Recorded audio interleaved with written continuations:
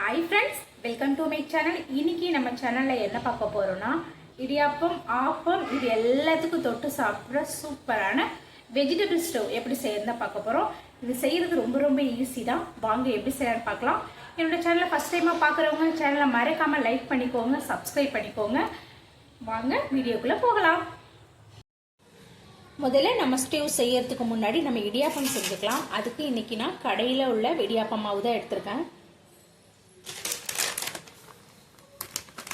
இதை ஒரு பாத்திரத்தில் சேர்த்துக்கலாம். இப்போ இதுக்கு தேவையான அளவு உப்பு சேர்த்துக்கலாம். இப்போ இது கூட நல்லா சூடாக உள்ள சுடு தண்ணி சேர்த்துக்கலாம். தண்ணி ரொம்ப சூடாக இருக்கும், அதனால ஒரு கரண்டி வச்சு மிக்ஸ் பண்ணிக்கோ.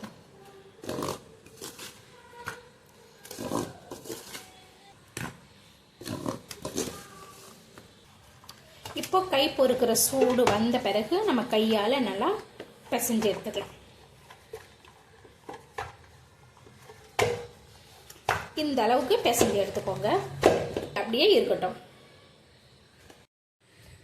இந்த வெஜிடபிள் ஸ்டவ் செய்யறதுக்கு தேவையான வெஜிடபிள் அப்படின்னு பார்த்தீங்கன்னா, நான் கேரட், பீன்ஸ், உருளைக்கிழங்கு எடுத்திருக்கேன். உங்ககிட்ட காலிஃப்ளவர், பட்டாணி என்ன இருந்தாலும் நீங்கள் எடுத்துக்கலாம். அப்புறம் பார்த்தீங்கன்னா, இது ரெண்டாவது டைம் எடுத்த தேங்காய் பால், இது ஃபர்ஸ்ட் டைம் எடுத்த திக்கான பால். இதுக்கப்புறம் நான் இது 5 முந்திரியை நான் ஊற வச்சு கொஞ்சமாக அரைச்சி எடுத்திருக்கேன். இது போடணும்னு அவசியம் கிடையாது. இது போடும்போது நமக்கு ஸ்டவ் நல்லா ஒரு ரிச்னஸாக கிடைக்கும், அதுக்காக தான். அதுக்கப்புறம் பார்த்தீங்கன்னா, வெங்காயம் எடுத்திருக்கேன், இஞ்சி கட் பண்ணியிருக்கேன், இது கூடவே பச்சை மிளகாய் 2 எடுத்திருக்கேன். இவ்வளவு தாங்க. வாங்க இதை எப்படி செய்யலான்னு பார்க்கலாம். இப்போ அடுப்பை ஆன் பண்ணி ஒரு கடாய் வச்சுக்கோங்க. இந்த ஸ்டவ் செய்யறதுக்கு மெயினாக தேவைப்படுறது பார்த்தீங்கன்னா, தேங்காய் எண்ணெயில் செஞ்சாதான் சூப்பராக இருக்கும். நம்ம இந்த கடாய் ஹீட் ஆனதும் நம்ம எண்ணெய் சேர்த்துக்கலாம். இதில் இப்போ நான் 3 டேபிள் ஸ்பூன் எண்ணெய் சேர்த்துக்கிறேன். எண்ணெய் நல்லா சூடான பிறகு இதில் நான் 2 ஏலக்காய் சேர்த்துக்கிறேன். இது கூடவே 4 கிராம்பு சேர்த்துக்கிறேன். இது கூடவே ஒரு சின்ன பட்டையை துண்டாக கட் பண்ணி அதையும் இது கூட சேர்த்துக்கிறேன். இப்போ இது லைட்டாக வறுபட்டதும் இது கூட நம்ம கட் பண்ணி வச்சிருக்கிற இஞ்சி சேர்த்துக்கலாம்.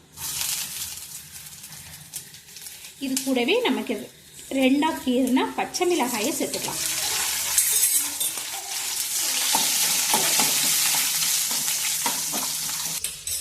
இப்போ வெங்காயமும் பச்சை மிளகாயும் வறுபட்ட பிறகு நம்ம பொடியா நறுக்கின வெங்காயம் சேர்த்துக்கலாம்.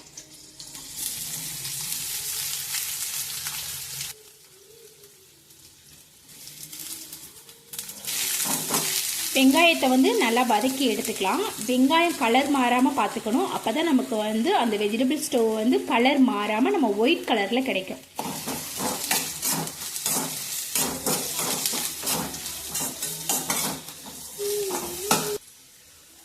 இந்த ரெசிபிக்கு நம்ம என்ன சேர்க்கிறோமோ இல்லையோ, கண்டிப்பா இஞ்சும் பச்சை மிளகாயும் கண்டிப்பா சேர்த்துக்கணும். அதுதான் இந்த ரெசிபியோட அரோமா, ஃப்ளேவர் எல்லாத்துக்குமே அந்த இஞ்சும் பச்சை மிளகாயும் தான் எடுத்து கொடுக்கும். இப்போ இது கூட கருவேப்பிலை சேர்த்துக்கலாம்.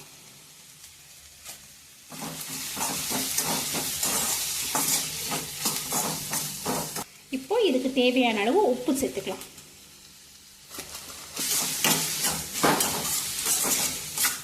இப்போ இந்த அளவுக்கு வெங்காயம், இஞ்சி, பச்சை மிளகாய் எல்லாம் வதங்கின பிறகு இதுல இப்போ நம்ம தண்ணீர் சேர்த்துக்கலாம்.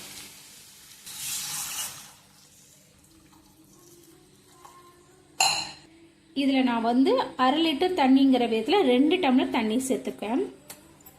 தண்ணீர் சேர்த்ததும் நம்ம கட் பண்ணி வச்சிருக்கிற காய்கறிகளை சேர்த்து நம்ம வேக விட்டுக்கலாம்.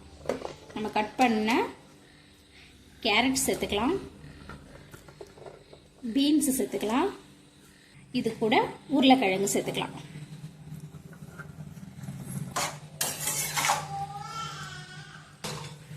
இப்போ இதெல்லாம் சேர்த்து ஒரு 15 நிமிஷத்துக்கு நம்ம வேக வச்சு எடுத்துக்கலாம். மூடி போட்டு வேக வச்சுக்கலாம். இப்போ ஒரு 15 நிமிஷம் ஆயிடுச்சு. ஓபன் பண்ணி பார்க்கலாம்.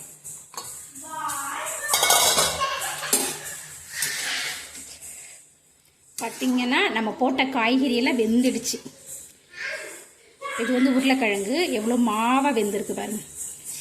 இப்போ வந்து அடுப்பு சிம்லே தான் இருக்கணும். இனிமே வந்து நம்ம பண்ண போகிற ப்ராசஸ் எல்லாத்துக்குமே அடுப்பு சிம்லே தான் இருக்கணும். இப்போ இந்த ஸ்டேஜில் நம்ம திக்காக உள்ள தேங்காய் பாலை சேர்த்துக்கலாம்.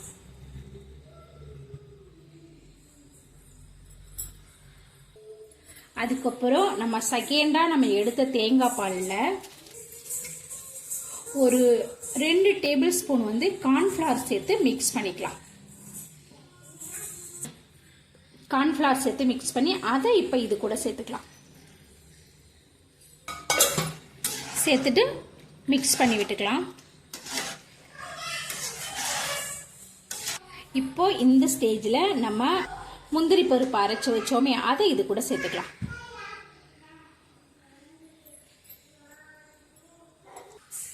அதுக்கப்புறம் ரொம்ப இல்லாமல் சும்மா இந்த அளவுக்கு பிளாக் பெப்பர் தூள் இது அப்படியே மேலே தூவிக்கலாம்.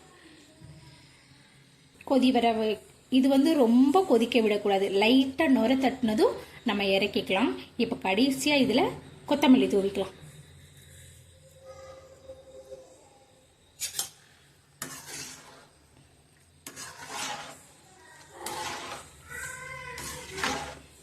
அவ்வளவுதான், நம்மளோட சூப்பரான வெஜிடபிள் ஸ்டவ் ரெடி ஆயிடுச்சு. வெஜிடபிள் ஸ்டவ் ரெடி ஆயிடுச்சு. இப்போ வந்து நம்ம வந்து இடியாப்பம் ரெடி பண்ணிக்கலாம். நம்ம பிசைஞ்சு வச்ச மாவு வந்து நல்லா சாஃப்டாக ஆயிடுச்சு. இப்போ இடியாப்ப அச்சில் நம்ம ரெடி பண்ணி வச்சிருக்கிற மாவை சேர்த்துக்கலாம்.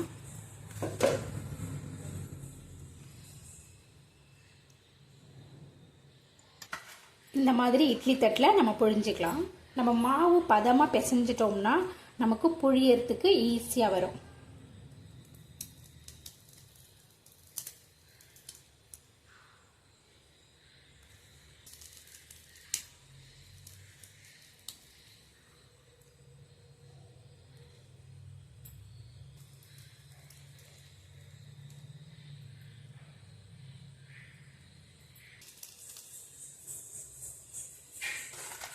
அவ்வளோதான், நம்ம நல்லா அவ்வளோதான், நம்ம இடியாப்பம் புழிஞ்சு எடுத்துக்கிட்டோம். நம்ம மாவு பிசையும் போதே பதமாக பிசைஞ்சுக்கணும். மறுபடியும் தண்ணி ஊற்றி பிசைகிறது அந்த மாதிரிலாம் வச்சுக்கிட்டா கண்டிப்பாக இடியாப்பம் நல்லா வராது. இப்போ இதை நம்ம அப்படியே வேக வச்சு எடுத்துக்கலாம்.